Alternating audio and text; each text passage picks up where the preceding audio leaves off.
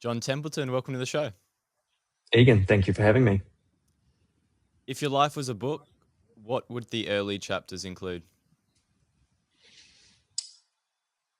A kid who was driven to succeed in everything he did. And deep, deep down beneath that was a desire to be validated and loved by his parents. And where did you grow up? I was born in England, grew up there, spent 10 years there. My parents divorced when I was 2, lived with my mum. So grew up playing soccer, football. That was my main thing and did pretty well with that. Moved to New Zealand when I was 10, played high level football in New Zealand and was in the New Zealand Development Academy 99 and 2000. And then found drugs and alcohol at around those early teen years, which brought an end to my football and the socializing aspect of my life took over. That was that drove me into pain because a lot of my friends, we started taking methamphetamine, crack, and one of my friends committed suicide and then another committed suicide. And I knew, like, my dad lives in England still when I lived in New Zealand. And there was one night had been smoking weed. I was really high. And my dad is a real gentleman. He's got such a strong moral compass. And there was me who had been expelled from school at this stage. I was smoking weed and I was playing video games around the clock. And my dad called me and I talked to my dad and I couldn't string words together because I was high. I didn't really know what he was saying. And then after the call, I reflected on it and I thought the contrast between my father and I is so great. And I'm essentially a failure and he's a success in my eyes. And that drove me to make a change. And I didn't know how I was going to do it. I just said, I'm changing my life. I'm getting out of where I am.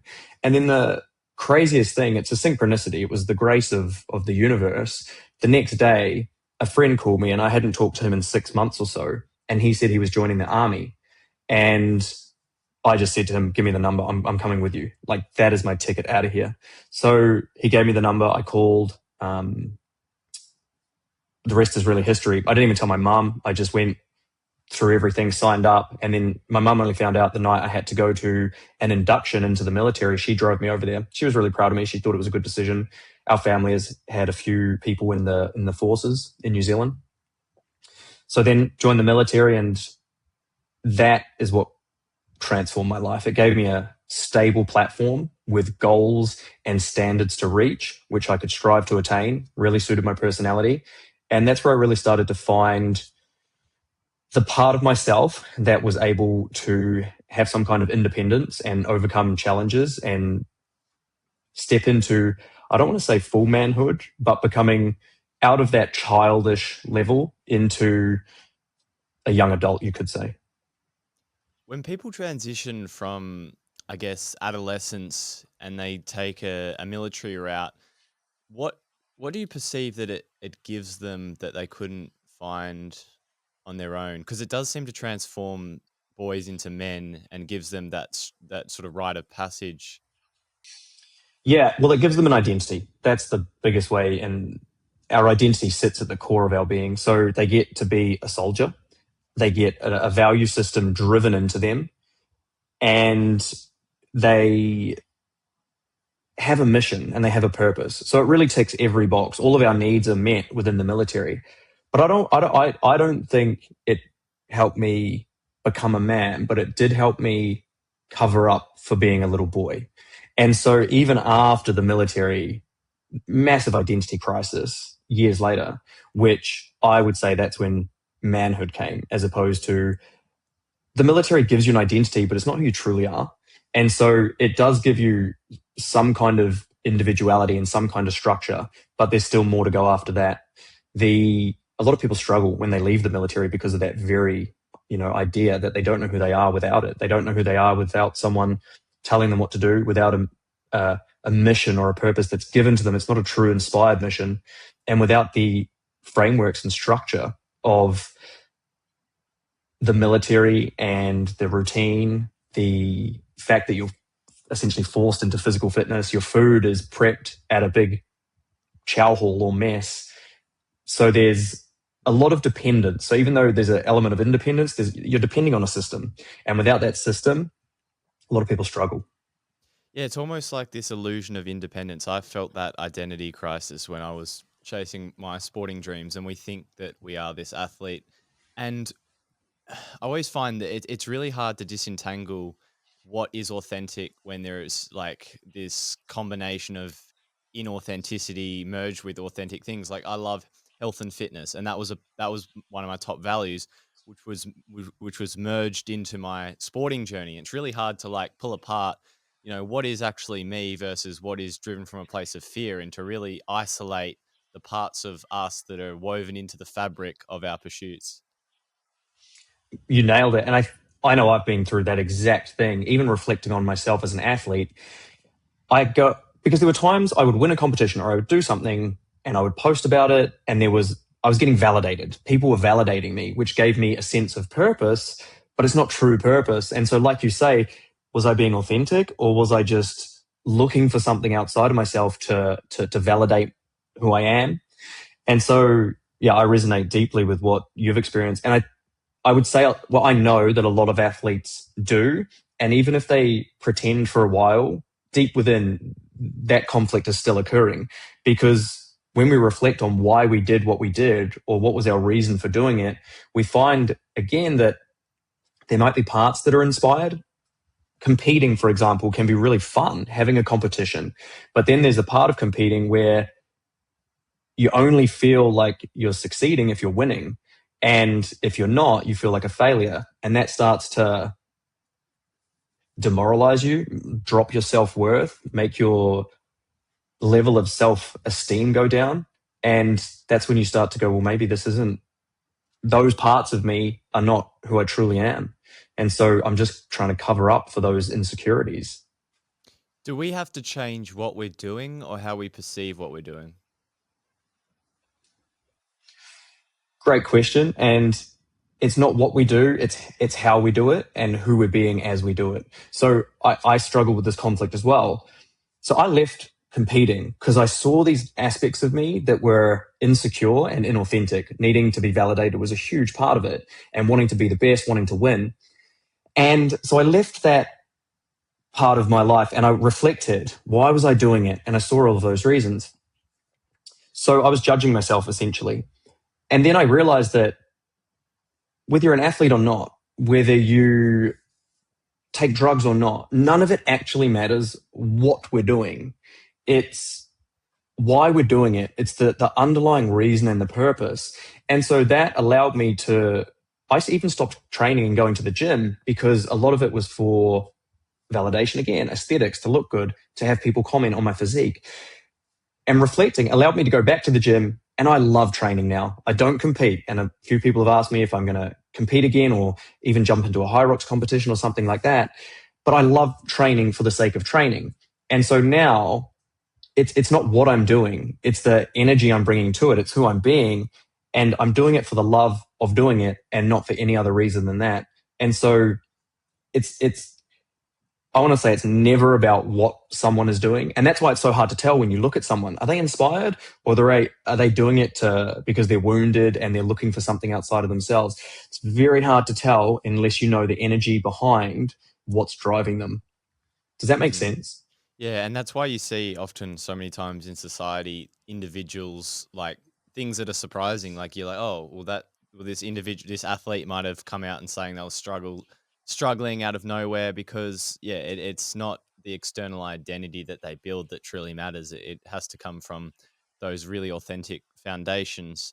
How would someone go through that process? Let's say someone's listening to the show right now and everyone has a list of priorities in their life, things that they value, and they don't know how to identify what is authentic, what is truly inspiring, or what is just from a place of fear from maybe their childhood wounds. How does someone go about a process to understand the drives of their actions?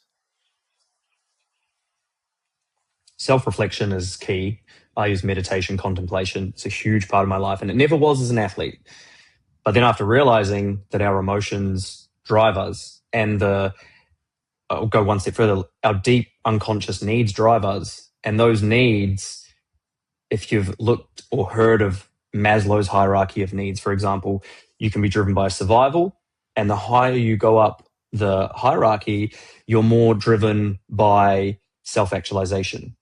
And so reflecting, why am I doing what I'm doing? And you just keep asking the question. So some people say, oh, because I love doing it. But then if you go, well, why do you love doing it? And if you just keep asking that question, why? What does it give you? What's it doing for you? You're going to reach an end.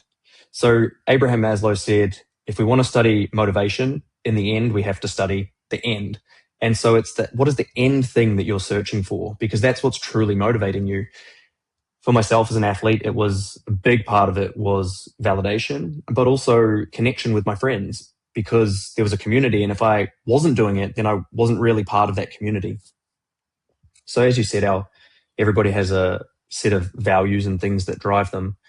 And we typically identify with the highest thing that we value. For a lot of people, that's their career, because their career meets all of their needs. There's a friendship circle as part of it. There's the financial incentive, which gives them security and stability in life.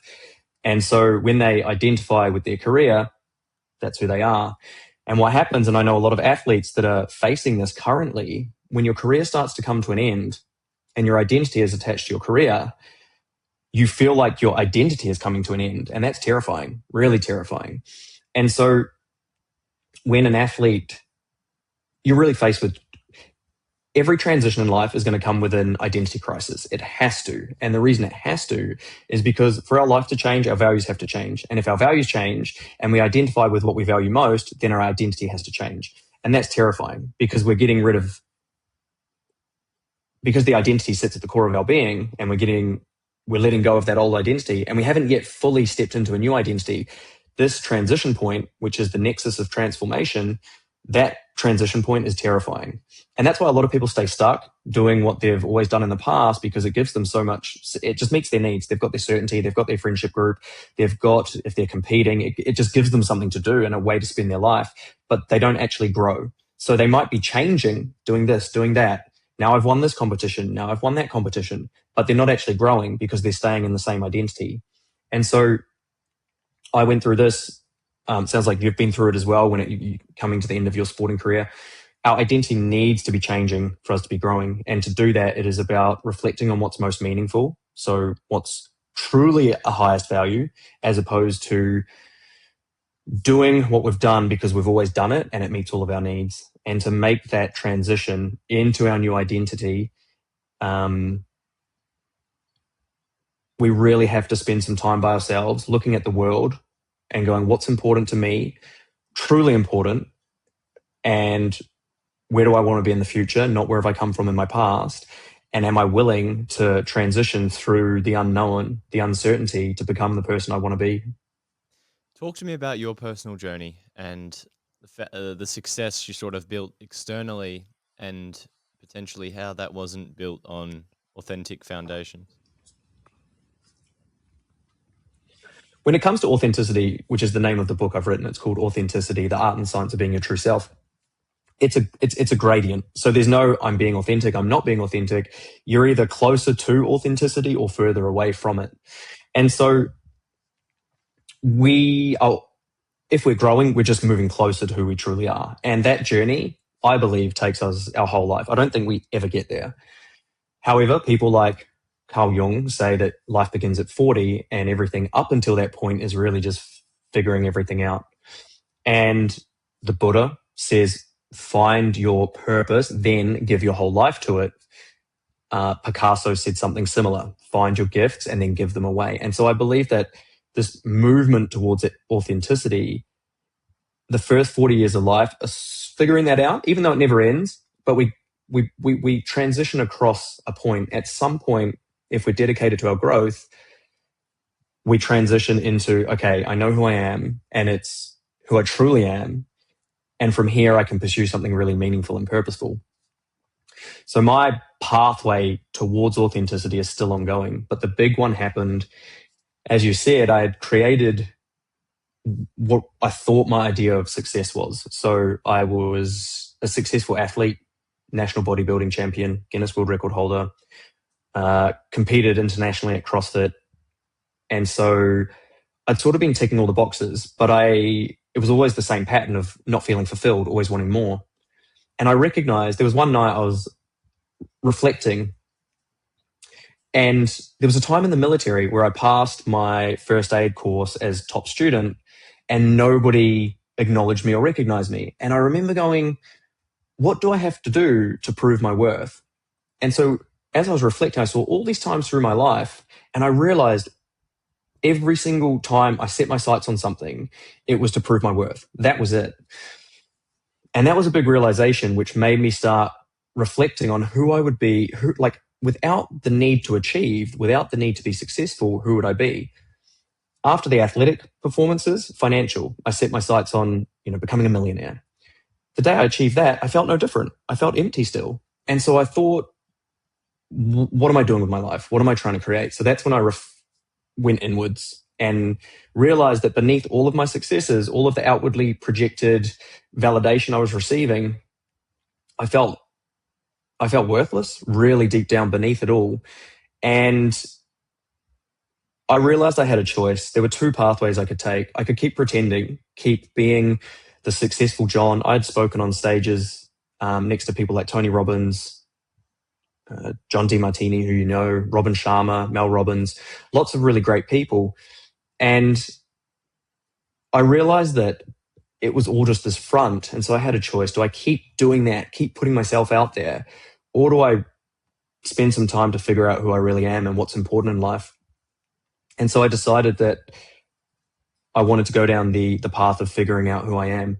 And I don't want to speak for everyone, but I feel like you have to have a bit of courage to do that, because the identity I'd created provided so much money. It provided stability. It provided recognition, relative fame, you could say.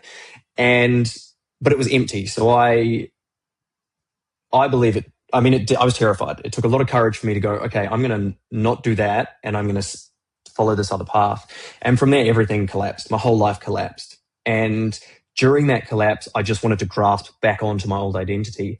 So because I didn't know who to be except for that old self, my business started to suffer. And because my business suffered, my finances suffered. And I was living in a big house beside a lake. I had a spa bath overlooking the lake with a swimming pool, home gym, home studio. I had everything. And I couldn't afford it anymore. And so my life really started to spiral. I became depressed. Again, during this time, it took years. This whole period took about 3 years of decline. All I wanted to do was grab onto something, but I didn't know what to grab onto. So I kept going. And I'd read a lot of books about spirituality, healing, enlightenment, the spiritual path. And so I followed that guidance, even though I had no certainty. So I became really depressed. I became suicidal. And it was about 3 years in that I want to say the transition happened and I had the clarity. And there was one day I was meditating and I decided I wanted to meditate and get further into my meditation than I'd ever gone before. And I sat, all of the distractions happened, all of the pains in my body, everything came to ruin the meditation, but I just stayed there and I sat through this turmoil for hours until eventually I reached this place. Call it an epiphany. It was just this moment of illumination, and I felt so at home within myself. I felt so calm. I felt so grounded. I felt so clear, and I'd not felt that before. My life up until that point was depressing, chaotic, uncertain. After that moment, I had 3 people in the space of 3 months all say the exact same thing. You're so grounded. You're so patient. You're so peaceful. You're so calm. And that I had a reference point then. I had a reference point for something I had never had before. And so I went, maybe this is the true me. Maybe this is who I truly am. And maybe it's okay if I'm just this person. And so from that moment, I would just I'd meditate every day. I'd reconnect with that part of myself. And it took a while, but from there, I gradually started to go operate in the world again. I began to be able to function. I met my now wife, Heather, not long after that. I decided to write the book. I ran a retreat in Bali and that filled up, sold out, and I started to make money again. I started investing again. And really from that moment, and that's what I would call a moment of true authenticity where you're one with your soul. From that moment, I just had clarity. And then from there, everything started unfolding and growing. And I would say that that's a pretty deep process to go through. And I don't know if you need to go that deep, but I do believe that self-reflection is the key to getting ourselves closer to who we truly are, finding what inspires us, finding our purpose. And really, I do believe that true fulfillment can only come through that. It cannot come from anything external that we attempt to achieve or attain. That's an awesome story. I think I think a lot of people struggle with that tension, right? Between striving towards this external achievement because it feels in control. And I think you can often avoid uncomfortable conversations, right? Because you're like, it's almost a contract to yourself, right? Obviously, it's this if then happiness, but you almost don't have to have the conversation because you're like, if only I get here, then I'll have completion. I think people are aware.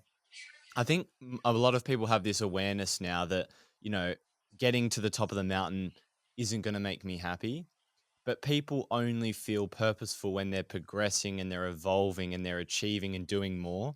So I think it's this like this, you know, we always talk about the, you know, the if then happiness paradox, but I think a lot of people in the more self development space struggle from this idea of being able to let go of this new identity they've created. And there's this tension between creating a new version of themselves, getting new reps into themselves of this new character, and or also letting go of the facade and being able to sit with themselves, reflect, because it is difficult. There's no manual of how to just be yourself. So, what do you think you have learnt from that process about this tension between creating success in the material world and sort of needing that to an extent of financial success and being able to set yourself up, but also knowing that it isn't going to guarantee your happiness and that has to stem from authentic grounds, and how to really find that in a way without, you know, this need to just grip back onto the old identity, because it is hard. It feels like there's a part of me that wants to just create and do and become and prove to myself, right? This confidence comes from proving who I am to myself. And then there's this other half, which is sort of letting go and letting my true self sort of emerge from, you know, the clearing of the muddy waters. I know you said there's no pathway or manual on how to do this. I agree, there's not. There are some fantastic books out there which might give you direction. That's what my book is. That's why I wanted to write it. And in the second chapter, I say, these are all lovely ideas, but in this book, we're going to make it granular, tangible, and actionable. And that's what I've done my best to do. When it comes to, like we talked about earlier in the podcast, it's not what someone's doing that matters. So while success, high levels of success can still, I mean, I would say that Viktor Frankl, there's a book called Man's Search for Meaning. And Viktor Frankl, he's a psychotherapist, essentially says success, like happiness, cannot be pursued. It must ensue from dedication to a greater purpose. So, and Tony Robbins says success without fulfillment is the ultimate failure. So we know this, and you said it. People are starting to become aware that just succeeding can become empty, which is beautiful. I'm so glad people are getting to that point because it will drive them to find meaning. Meaning is the key. When we find meaning, we find success and fulfillment. And that means then focus all of your attention on finding meaning. And meaning will do two things. The most meaningful path will involve our aspirations. So like you said, there's a part of you that wants to achieve to prove it to yourself. That's 50% of meaning. So I would say keep doing that. knowing that that will not bring you, um, I'm going to say happiness, because it can bring you fulfillment, and happiness and fulfillment are different. We can talk about that in a moment. But the other part, so we've got our aspirations, which is the first half of meaning. The second half of meaning is contribution. So whilst you're out there chasing your aspirations, you're going to learn skills and you're going to overcome problems which other people have. And then comes the time where you're going to bring in the other half, which is contribution, which is where everything you've learned during those first maybe 40 years of your life, you then turn to contribution and start to give. And that's where I say aspirations give us meaning and contribution gives us purpose. And meaning and purpose is our inspiration, what inspires us. So ambitious people, that's where it begins. Ambition is the start, but ambition is really looking for something outside of us to fill us up. Aspirations is when we're doing what we love because we love it. And so it's not in the book, but I run some courses. One of the courses I run is called Soul Mastery. And in there, I talk about the 9 levels of spiritual development, or the 9 levels of psychological development. And level 5 is ambition, which is where people are succeeding to prove a point, to prove it to themselves, to prove it to the world, just to prove something. And you run out of steam there. The next level is compulsion. I won't talk about that too much, but then after that is aspiration. And aspiration is when we're doing it because we genuinely love it. It's part of our DNA. It's part of who we are. After aspiration, the 8th level is contribution, which is when we're really giving. And that is when that's where fulfillment really kicks in, is when we are contributing. And it's difficult because I remember when I was making this transition, or these transitions, sometimes it really sucks when you're not validated and you just feel worthless. And that battle between really wanting to be someone and really wanting to be validated, but also trying to follow a purpose or contribute, it's a real battle. And that's our ego, and that's part of our identity. And so there are times I just had to sit and go, what's driving this? Why is it driving it? And slowly but surely, the more we sit and realize behind every action is some force, and when we start to align with what I would say is truth as opposed to falsehood and ego, that is when we transition out of the stages of ambition and compulsion up to aspiration and contribution. And it is a step-by-step grinding away of the parts of us that still want to be validated, still want to be loved and accepted, still carrying guilt, still carrying shame, still letting fear drive us. And so it's through meditation, everything I talk about in the book, that we can overcome these emotions that are driving us into these uninspired states and actions, that we start to do things from our heart and soul because it's who we truly are. Yeah, I find when a lot of people go through change, I've felt this before in the past, we often just paint over our own prison cell with new brush strokes. So, for example, a lot of people, when they're in their adolescence phase, they really want to fit in, so they do things like drinking, drugs, you know, behaviors that, maybe doesn't truly align with them, but they want to fit in. And then what happens is, they discover that it's quite hollow. So they pursue a health and fitness journey, and then they just orient the same root fear towards more positive behaviors. And they're chasing health and fitness goals, but still needing other people to applaud them, in this, you know what I mean? So it's still the same root fear, which is the fear to, the desire to be approved of by the crowd, is just oriented in a more positive direction, which is obviously where we say pain usually drives us at the start. And then I think we slowly discover that it'll follow us forever. What you run away from, you run into. So yeah. What do you think about Yeah, it's that? funny you say that. Heather and I were talking. Yeah, Heather and I were talking the other day about people, young people making a lot of money and then buying a new car and posting it on social media, and go, it's not about, looking all flash. It's about the meaning of my achievements. And so the question is, well, why did you post it on social media? If it's about the meaning, why have you posted on social media? And so we carry our wounds just into different fields. I did it as a football player, and then as a soldier, and then as an entrepreneur. And so there's the illusion of change, but there's no growth. So I should say there's the illusion of growth, but there's no change. So yeah, your bank account's growing. You've lost, you're leaner, you've got bigger muscles. It's the illusion of change, but there's no growth. And so How do we I don't know know? how deep h- you've dove. Yeah, how do we? Well, that begs the important question then. How do we know as we're changing on the outside that we're truly changing on the inside? Only you will know that, and it's through how you feel.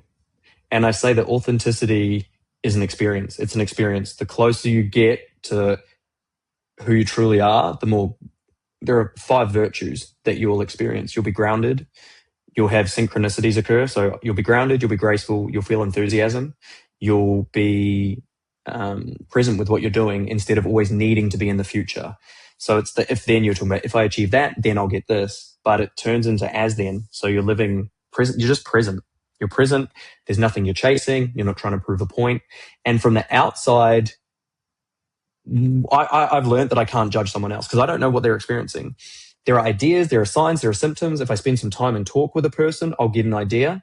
But really, it's we only know inside ourselves if we're fulfilled and happy or whether we are distracting ourselves. You know, there's a time and a place to have a scroll on social media, and there's a time and a place not to, and you go to it because you want to distract yourselves. It's the same thing.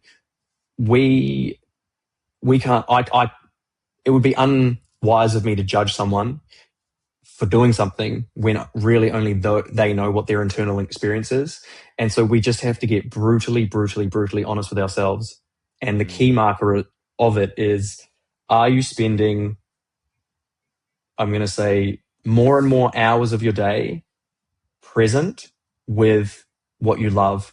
Or are you doing something as a means to an end? If you're doing it as a means to an end, it will never end. But if you're doing it as an end within itself, which means you're present with it, because presence is what brings joy, presence is what brings fulfillment, presence is what some athletes will call it going into a flow state or into the zone.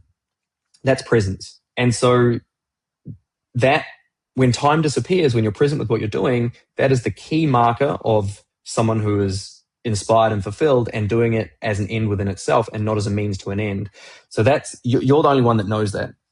So if you can personally be honest and say, "Am I doing this because a lot of people post on social media just for validation?" And then you see other people posting because they're on a mission, they've got a purpose, and it's really hard. It can be hard to tell looking in what's mm. driving this person. And so I say, you got to reflect on it yourself and ask yourself the hard questions. Do you want validation, or are you doing this because there's something greater than yourself driving you?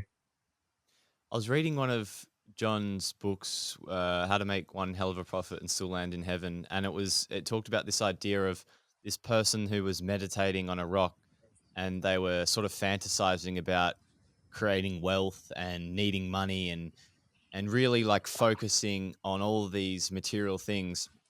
From the outside, it looks very spiritual, and then there's this other person who's in a store, buying a very expensive gift, but it's actually for someone else. And if you were perceiving from the outside both of those things, you would think that one is materialistic and one is very spiritual, when in fact the intention behind them are actually flipped.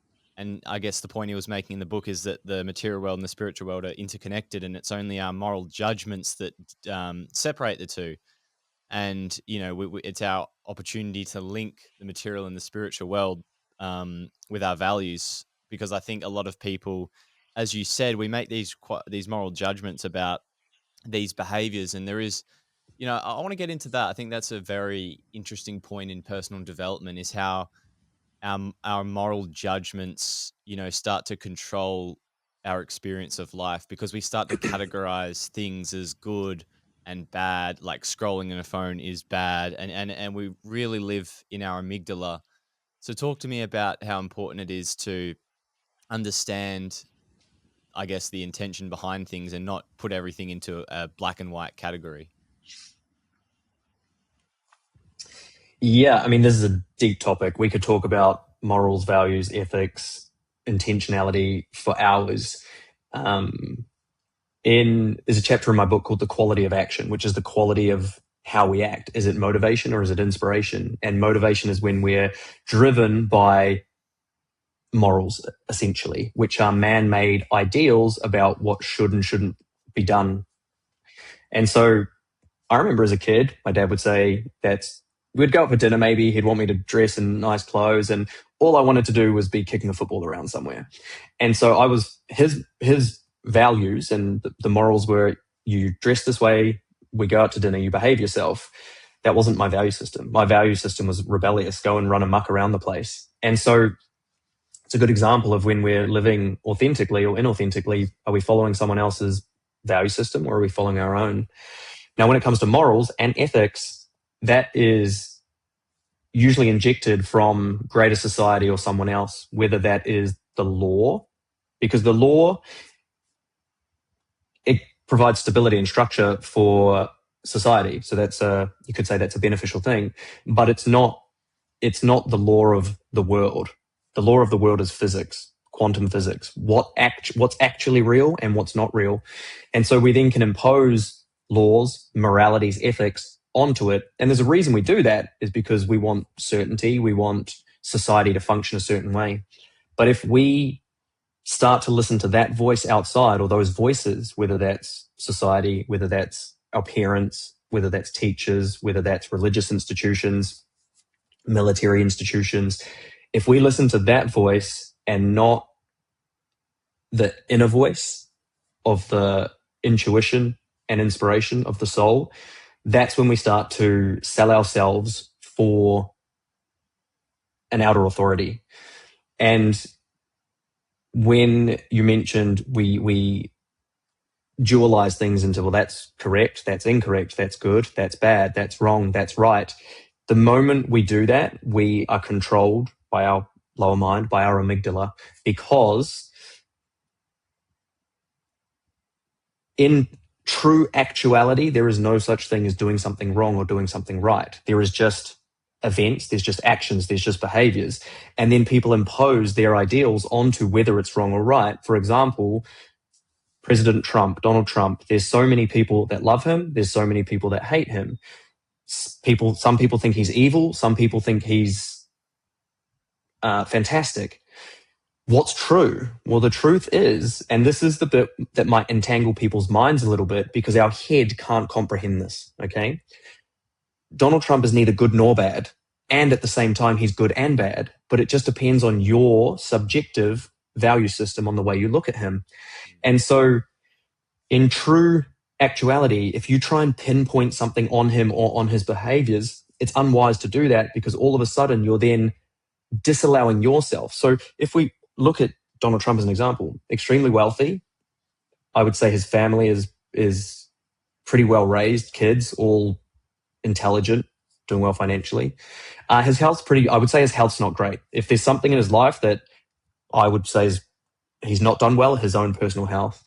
But a lot of other areas he's quite empowered in, socially empowered. He has a massive following. He has massive influence. So he has all of this super high empowerment. So a lot of people that go, he's evil, he's bad, they will never really allow themselves to become wealthy, to become socially empowered, because they're judging him and putting it in the bad category unconsciously within themselves. They're not going to allow themselves to become socially empowered, to become influential, to become wealthy, because they've dualized it. So instead of saying, well, that behavior is a good behavior or a bad behavior, just know that it is a behavior and it has a consequence. That's it. Do you want the consequences of that action or do you not? It's not really about Donald Trump. It's something that happened earlier on in their life, and they're using him to confirm something that's already deep wired into them. Yes, he's just the mirror reflecting all of their insecurities back to them. This happens with anytime we get jealous, resentful, angry, envious. It's just a reflection of something we've suppressed or repressed within ourselves. That's why a part of awakening and becoming authentic is to love and appreciate people for who they are. And so there's parts of our old self which will resent certain people or certain personality types. And that's where our work lies, to see how we can love and appreciate those people for who they are. It's only when we can do that we're really going to love and appreciate ourselves. And when we love and appreciate ourselves, we're going to be ourselves. We're not going to try and hide who we are. And so a great marker for how authentic a person is how much do they love and appreciate everyone else for who they are. Because everyone matters, everyone's important, everyone has a role, everyone has a purpose. And until we can acknowledge that within others, other people's greatness, other people's magnificence, we're never going to experience our own greatness or our own magnificence. And Donald Trump is a fucking worldwide great example for us to be able to work on Mm, ourselves if we have some judgment towards him or anyone else. He's mm. just probably the most famous person on earth. Yeah, he's a polarizing figure. Um, what I think truth is super interesting because I found myself a long time ago. Oh, actually, yeah, when I started this journey, a lot of it was sort of truth seeking during COVID when there was a lot of chaos in the world, and I made decisions that didn't align with the world views, or at least a certain percentage of views, and it sort of put me into this idea of living in my lower mind, my amygdala, categorizing things as right and wrong, and I think that pushes people towards tribes on the internet to feel safe and seen and validated, and it's really easy just to jump across to different ideological tribes on the internet and never actually transcend the judgment that exists within these groups and understand that this division is often orchestrated to keep conflict horizontally in our society. It's to keep people fighting because, yeah, I think you can look at it many ways, but I think there is a lot of orchestrated division in the world. And I don't know. I think people struggle to transcend their judgments and struggle to understand that we are not so different as we believe we are. 100%. And that's ultimately what the Matrix is, the movie, or however you want to call it. It's our own mind, it's our own judgments. And so during COVID, another great example, I used to really hate on Bill Gates. And then after learning about all of this work, when I spent the 3 years researching and writing my book, I spent time learning to love and appreciate Bill Gates. And people might love me, hate me, say whatever you want about me, but I've done that with anybody I've judged as bad or evil or wrong, and also anyone I've thought is incredible, amazing, some kind of superhero. And when you said before, you're bouncing between different ideologies and groups, that's what keeps someone stuck. That is the key thing that keeps someone stuck, is fitting into a social group, because we hang around people that support our values. Essentially, we're drawn to those type of people. And then on the internet, yes, they're all different people saying different things, and that's why the wiser you become, really the less friends you have and the less you fit in, um, because you just see everybody's drama and you don't want to be part of everybody's drama. And so there's also a downside to Mm. transcending judgments, to becoming more conscious, which is it can be lonely in terms of people and connection and being understood. Not lonely, and because you get closer to the source. Love, truth, wisdom, to me, are all the same thing. And so, yeah, you start to, because the other thing is, and I heard you talk about this on a podcast in the past about family dynamics and about our siblings will often express traits that we repress, vice versa. The more integrated and whole you become, the more you express all traits, and then there's no need for other people to be around you. And so you literally, in that sense, you're becoming more integrated, more whole, but also at the same time, you need less from others. And so you do become more alone, but not lonely. Yeah, I think the common pattern I see in truth seeking is this underdog overdog dynamic where it becomes, it's, let's say, throughout our whole life, someone was in a dynamic, you know with the parents or a relationship, and they categorize themselves as the victim of this dynamic. They'll they think that because now that they've translated this to truth seeking in the world, um so I think unconsciously we recreate the same dynamics in different forms because the ego hides itself. So we convince ourselves that we're doing this right moral thing, but we're actually, our ego is just a master at disguising the true inner work, which is to transcend that.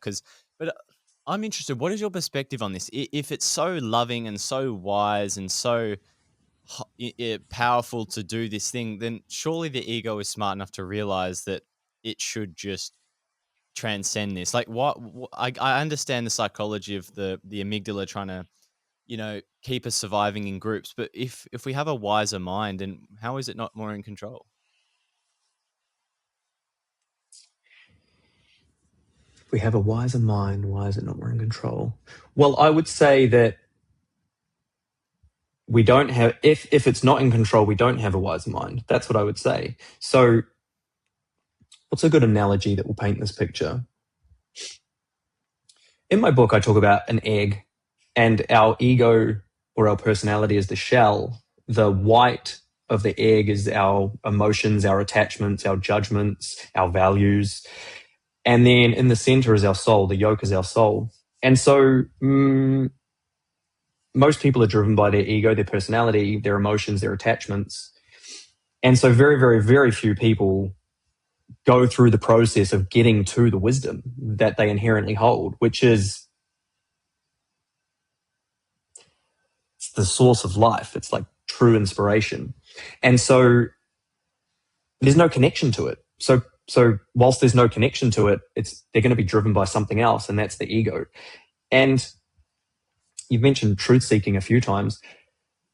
Truth seeking is what will set the truth just will set you free. That's the saying, right? So I believe that truth seeking is an important part for anyone who wants to become a leader, to lead, not to control, but to truly lead.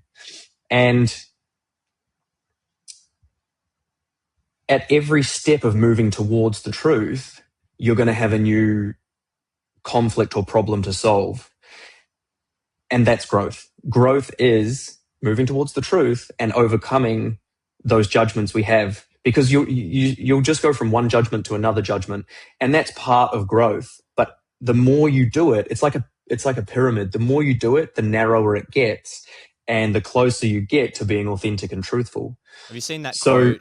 Have you seen that quote? anytime that So, have you seen that quote that says, at first you blame others, and then you blame yourself, and then you realize there's no one to blame." and then you realize there's no one to blame. Mm. Yeah. Yeah, Yeah. yeah, yeah. I think with truth seeking, and this is what I find so interesting about like the internet and I guess personal development is a lot gets lost in translation and semantics of words because everyone's perception of language is different, and there's no objective interpretation of what people mean, and that's where people misperceive what people are saying, and there's no context or information.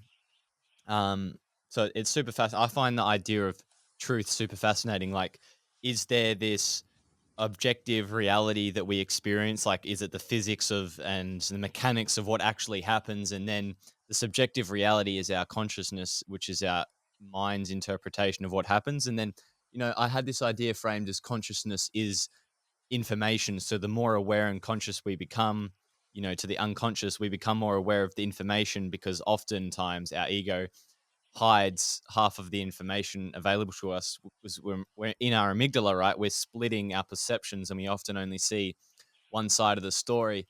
And then I start to think, okay, why would we hide these things for ourselves from a more spiritual perspective, not from the sense of like fitting in? And, a lot of, I've interviewed a few Christians before and they've given me their reasons. What do you think about um, religion in the sense of the spiritual development of like needing struggles and suffering and the contrast of inauthenticity and struggles to really know what is pure, because that's the only logical answer that I can find so far, is that our higher mind is wise enough to know that we need to be left alone to struggle, to go through challenges, or else it's sort of you wouldn't, you know what I mean? If you're just given something, there's no self journey there. There's no transcending of, you need that contrast. So that's how I would think the higher mind, the wiser soul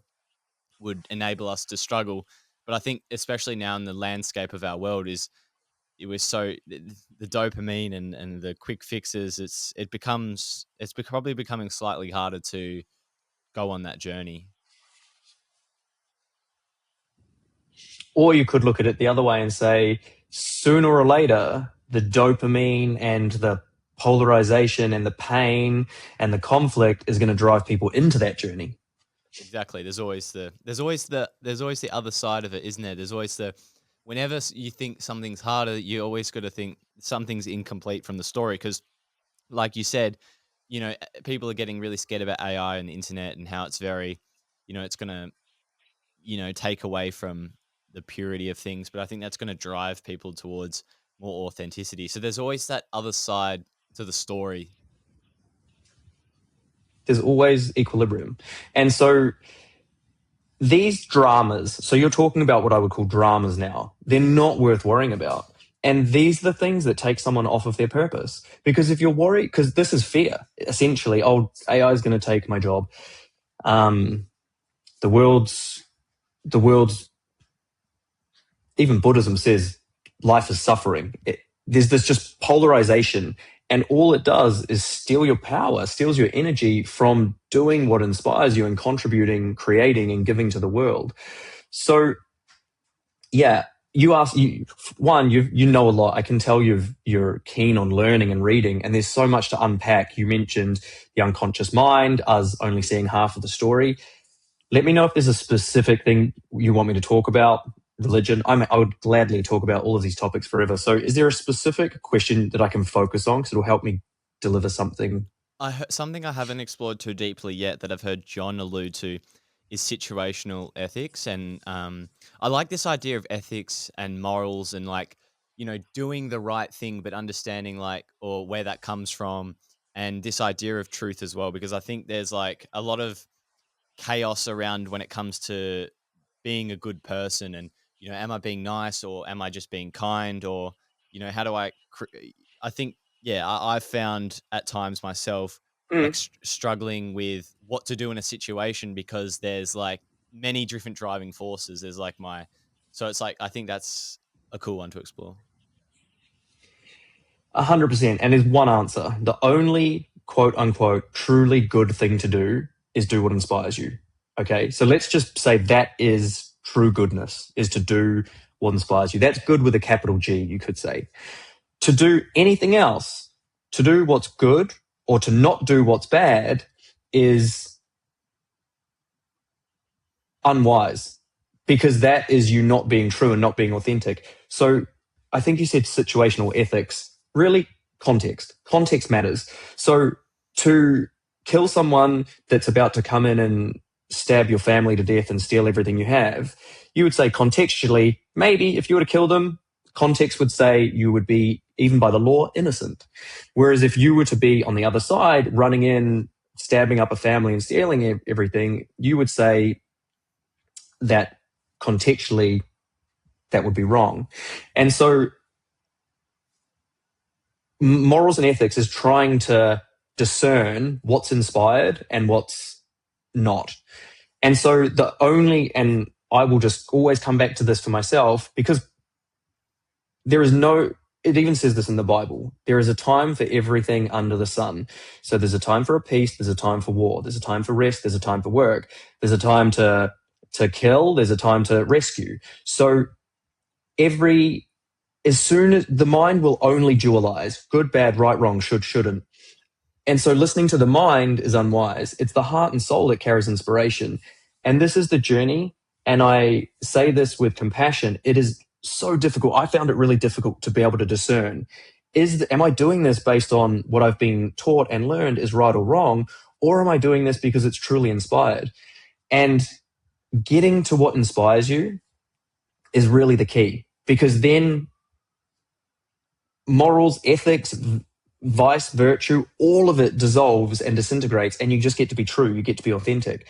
So some people, religious people, I tend to find it's really difficult for them to grasp because they live by dogma, essentially, by a set of rules, and they have vices and virtues, sins and sinners, but it's inverted, it's incorrect, because they will bracket certain behaviors into sinning and certain behaviors in that a saint should do, when really every single person has vices every single person is going to display every single behavior or action, and different people are going to label it different ways. It just becomes a big confusing mess. And you can try as hard as you want. You cannot pin down right and wrong. You go to different cultures, to different people, and everybody's going to have a different interpretation of what right and wrong is. It doesn't exist in actuality. What exists in actuality is what is. And so when we live by what is, we're inspired because it is what it is. It's the truth. We're living in alignment with the truth, which is my definition of authenticity. And so to make that transition from living by our mind and our thoughts to our heart and our soul, that's the journey of awakening. That's the journey of self-actualization. That's the journey of authenticity and wisdom. And so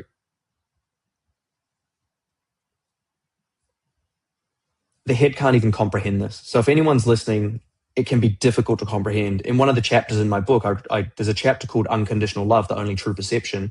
And I say, this is the transition, right? So if you want to know what the difference is between an inauthentic personal action and an authentic personal action, I'll say this chapter, this section is going to explain it to you. But I give a warning and I say, it can be difficult to comprehend because it's a paradox and our head can't comprehend it.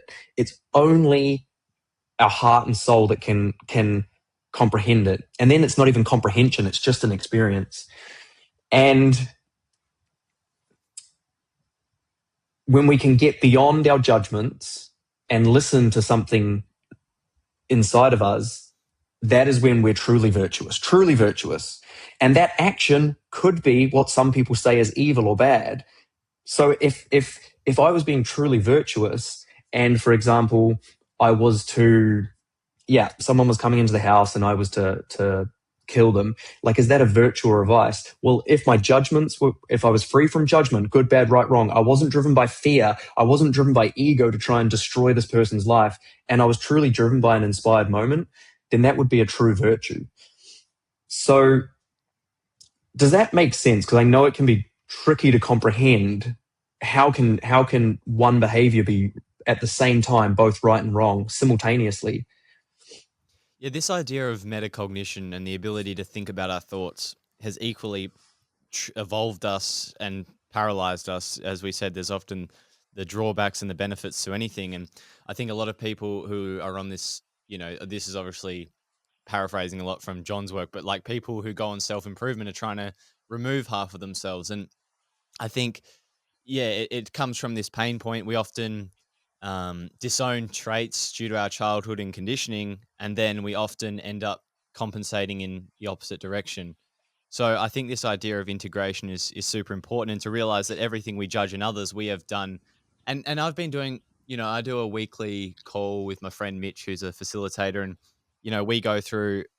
We usually do 45 minutes where we're doing the columns on ourselves, and I'm only relatively early into the work.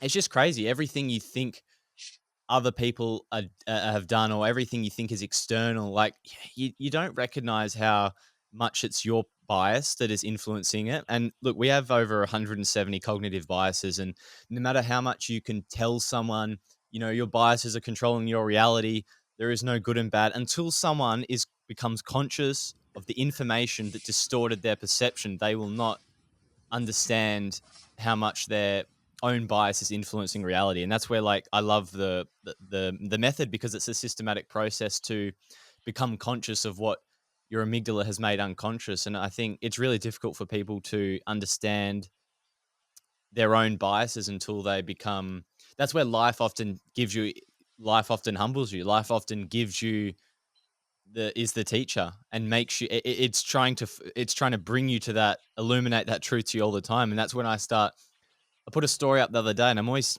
open-minded to life now, in the sense of opening my mind to realize that life is trying to guide me back to integration. And if I'm open enough and receptive enough to not be prideful enough to think I have all the answers, then I'm often going to be guided towards a higher purpose, a higher power. But I think it's just this righteousness that is often a compensation as well, right? Like we're so driven by fear, and I think that's so natural, and we all have fear for different things. But just being open enough to know that we can change, we can evolve, we don't have to have all the answers. I think would be surprised how quickly we can fast track that journey.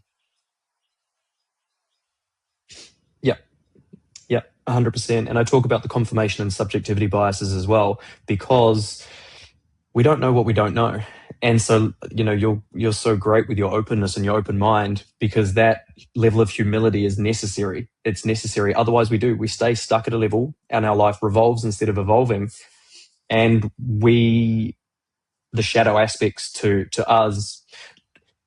So you're quite rare, Egan, in a way, because you love this, you live and breathe it, and I can tell that you're just going to become a leader. You are naturally, because you're on that path. A lot of people, for there's something that would have been the inception point of personal development in your life, and this desire to improve, not just like you want to reach your potential, I can tell, and not many people truly do. They want to reach their potential in order for their ego to get validated or to fit in somewhere. But then there are those that go, well, no, if that limits my potential, then I want to go deeper and I want to find the truth. And that's pretty rare. And so I guess for anyone listening as well, if you can, because our true potential means that we have to go beyond the idea of success, this illusion of wanting to create some kind of magical, perfect life. And so that the fact that you're doing that, it's so rare, and you're probably going to become frustrated along the way, maybe at other people, because they don't have that same desire you do. And this is what I meant earlier when I said it's really terrifying to cross that nexus and do real personal development, because personal development, I said, when I went through the really rough 3-year period, I said personal development it is just the surface. Spiritual development is the next thing. And I mean, again, that word gets thrown around a lot, but true, deep spiritual personal development it's quite grueling work, but it's a liberation. And that's where the term in the Bible, to be liberated, that's what it really is. It means do the work, liberate yourself from your judgments, and you get to shine, you get to radiate, because you're no longer controlled by the outside world, by other people's opinions, by right and wrong, by morals and ethics. You just get to be you. And Nietzsche, the great philosopher, he talked about the Übermensch, the Superman. It's what he meant. He didn't mean super. He meant just be your true, authentic, inspired self. That's the path. Because I think it's really hard for someone on their individual journey to conceptualize that success won't make them happy until they reach the top of that mountain. And through my own academic and sporting journey, I've had these micro successes, and I think, yeah, until someone experiences something firsthand, it doesn't beg the question to reorient themselves. But I also, at the same time, push back against that, because we have the ability as a species to think forward in time, and Imagine. yeah, and I think that's we have that for a reason. Obviously, you could argue that it's a survival thing, right? Um, but that gives us the regardless of what it is designed for, it gives us the opportunity to extrapolate our existence and imagine where our life is leading us. And talk to me about this, because I think this is an important point in personal development, because it's like being present is this idea of, not needing to understand, not needing to be controlled by the past or living in the future. Potentially, a lot of the time in my journey, it was like, I was living a lot in it's funny because when we think, oh, I'm living in the future, there is no such thing as living in the future without the contrast of being in the past. Like, they're entangled. The only reason you live in the future is because of the past, and vice versa. If you're super focused on what's happened, it's also because you have a fear of what the past. So they're entangled. Past and present, sorry, past and future are entangled stories in the mind. And I notice for myself, it's like, okay, I understand now the power of presence, and I think people are like, okay, how do I have presence? How do I focus on my inspired mission and really dial in on that, but also be able to think about the future and create this vision for myself that isn't too, because what I used to do Hmm. in what I used to do in the past was I would make myself feel happy in the present, because I would feel confident that I would get to this destination eventually.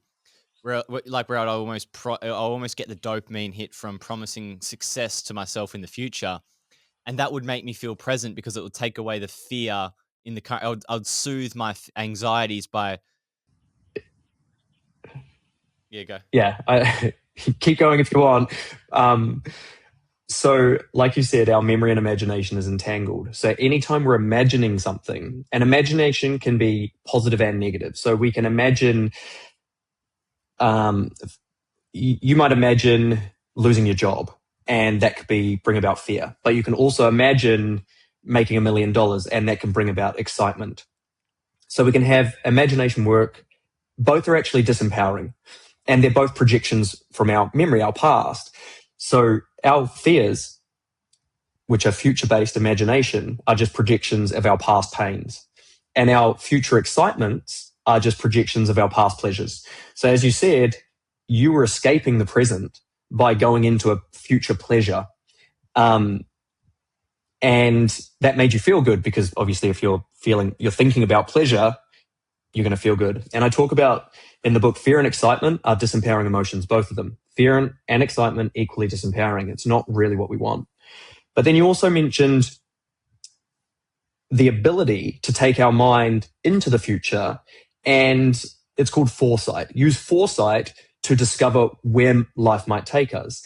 And so instead of having a first-hand experience of success not bringing us fulfillment, we can use foresight and go, wait a minute, if I keep doing what I'm doing, I'm not going to be fulfilled in the future.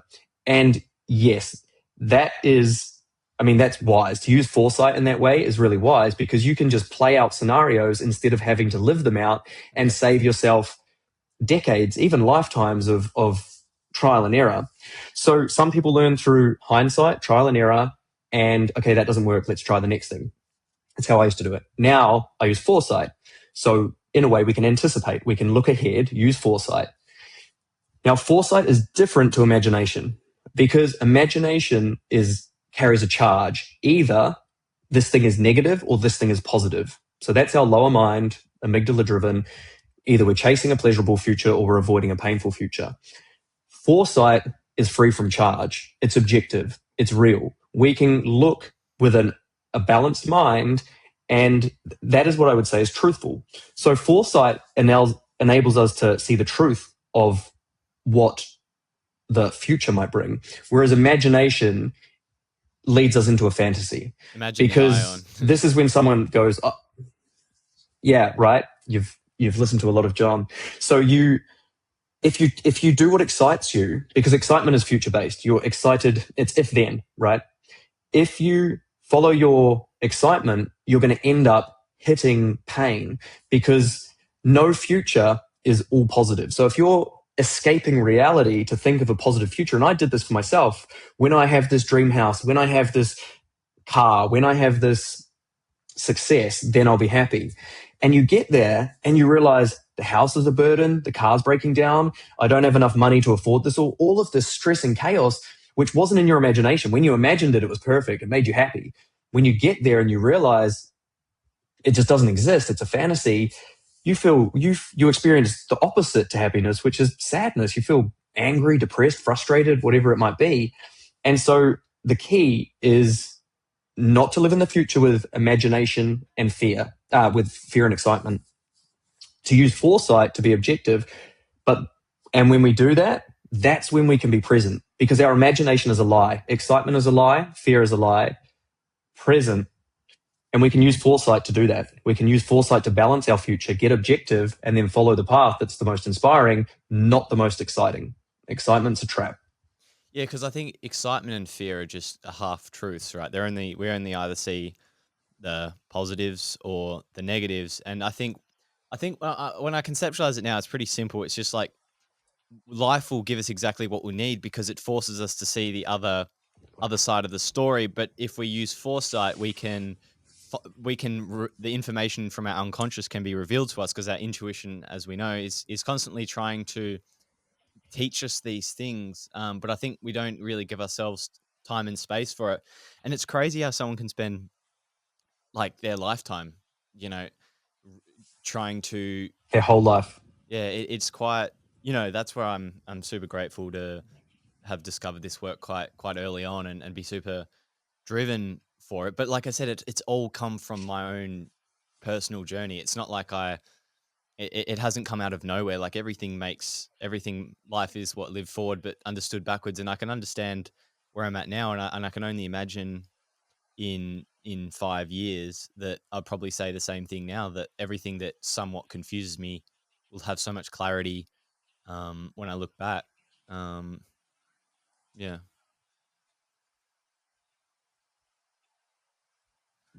What do you 100%.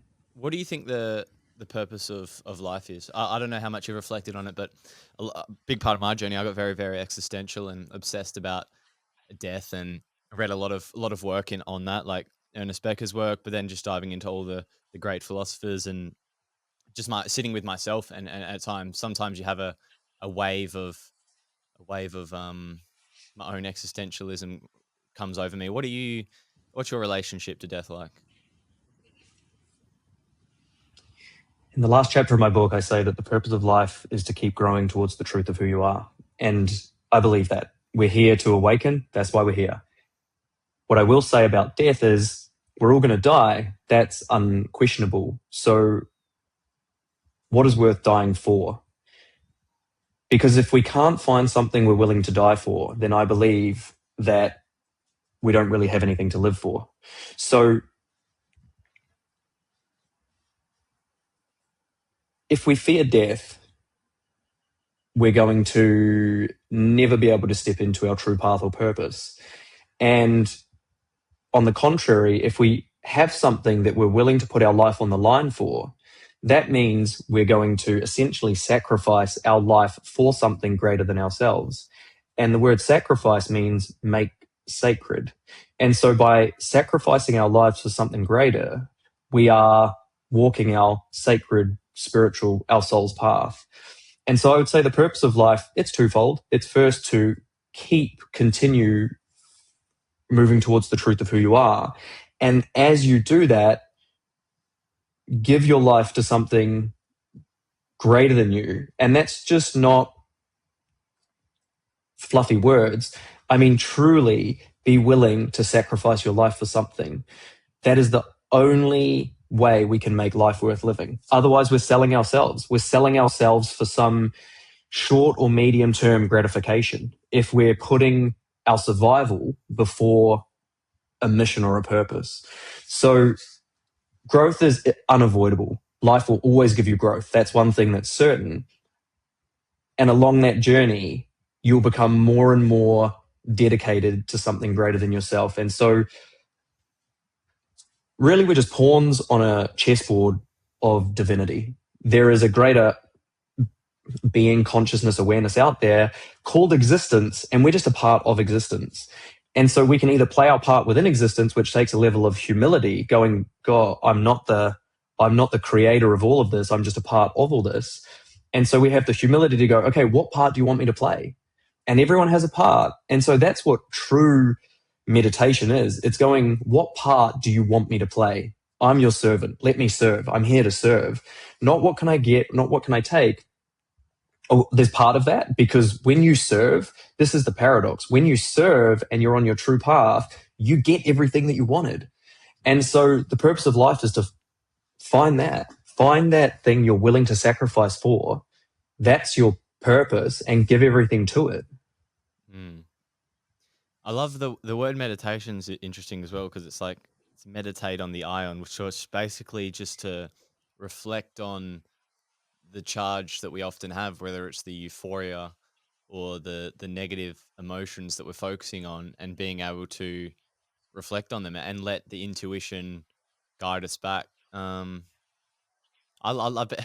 Ever since I got into like more of John's work and my friend Mitch, every time I hear words, I go study the root word. I love looking at like I think it's epistemology, and like really looking at the nature of words and what they make up, because there was a quote, I don't know who it was, but it was talking about, the limits of our language, the limits of our existence are like the limits of our language, and how powerful words are to influence.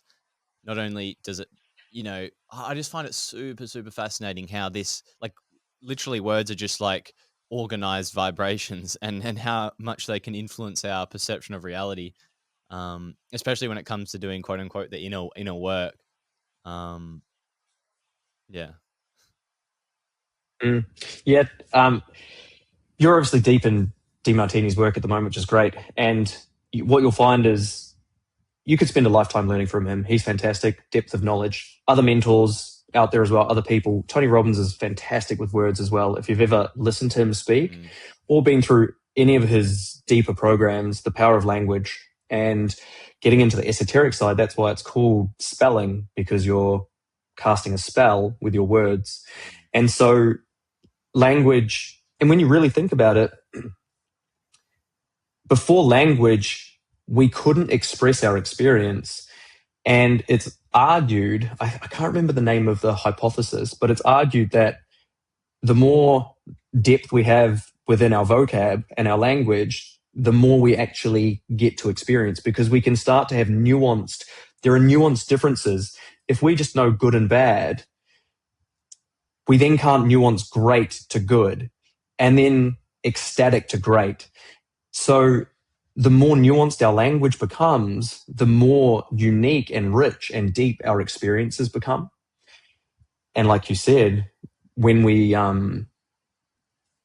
have the root word, the etymology, I love etymology, I'm like you, each word carries so much meaning. And so when we're talking, there's meaning behind what we're saying. It's not just a repetition, it's coming from something deeper, something more meaningful.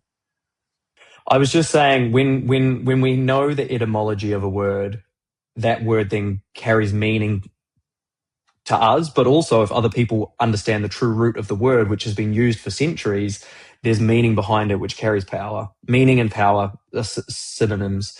So when we speak and we know the etymology, the real root meaning of a word, our language then is more potent. It's more potent and it's more meaningful, more impactful. mm. What else do you think is super important for someone to understand about going on this inner journey? What is there anything we haven't spoken about that you think might be a missing piece for someone? I think the main thing is that we look for fulfillment in areas of life, physical areas. So through our health or fitness, through our money, through our business, and that's a normal place to start. You solve a problem where pain is. So maybe you don't have enough money. I did it right. I started learning to invest at a young age and building wealth, and the beauty of it is you talked about truth seeking before. If you really research building wealth, you will eventually have to start learning about the financial system. And when you learn about the financial system, that will take you towards truth. Same with relationships. If you really want to have a beautiful relationship and master the art of relating, eventually you're going to reach a point where you're faced with dichotomies and conflicts and you have to start seeking the truth. And so whatever pain you're facing in your life now, that's the inception point of your journey towards authenticity and truth. So start where you are. Start where you are. Start mastering an area that instead of focusing on your strengths all the time or doing what makes you happy, have a look at where you're lacking, where you're disempowered. And the moment you do that, you're starting your journey. You're starting your journey into empowerment, into reaching your potential, instead of just turning to where you feel good all the time. And eventually, if you continue to follow that path of self mastery, eventually you'll go from the concrete, so anything measurable, money, body weight. I'm married, I'm single. You'll go from the concrete to the abstract, and the abstract world is hard to comprehend, but that is how we manifest. So if you really want to become the creator of your reality, you've got to start operating at an abstract level. So using your mind, and I don't want to call it imagination because that can be confused with fear and excitement, but you can envision. So you can envision the things you want, which is abstract, it's not tangible. And then to create the life that you want to be living, which is inspiring and fulfilling, not oscillating with lots of pain and pleasure, and there's a greater purpose, is when we can use our mind to envision in an abstract way and then bring that down into concrete reality. And so that's the journey that someone's going to go on. They're going to start with the concrete and eventually they're going to become the creator of their life, but you really have to keep going. And so it can be easy to turn away when you experience pain, when you're not getting the results, when you experience hardship. And people will really, Carl Jung says, people will do absurd things to avoid facing their own soul. And it can become really, really difficult. And that's where personal development, that's where people fraction off. They just want pleasure. They just want positivity. They want that side, but they're not willing to do the other thing. And so the last thing I would say is just be really willing to make sacrifices. That's where you find meaning. That's where you find purpose. That's where you find growth. Everything great comes through the thing you don't want to be doing, essentially, which is just my encouragement for anyone who's on that journey is to face that, whether it's the small things or the existential identity crises that lead you towards depression. Those things are necessary if we want to experience the other side, which is the greatness. So the deeper you go, the darker you go, the higher you climb, the lighter you become. What's on the horizon for yourself, John? Talk to me about where we can find more of your work and what we can expect. I'm not sure when this podcast will come out, but my book is launching in mid to late March at this stage. And that is, if any of this conversation at all is inspired you or piqued your curiosity, I would say read that book. It took me 3 years to write and research. And I believe it is the most well put together pathway to be more authentic, to discover your own patterns, to reflect on all of the things that are holding you back from experiencing your potential. So that's the first thing. You can find me on social media. My handle across most platforms is John Templeton Official, and my website is johntempleton.io. Awesome. John, thanks for coming on the show. Egan, thank you so much for having me.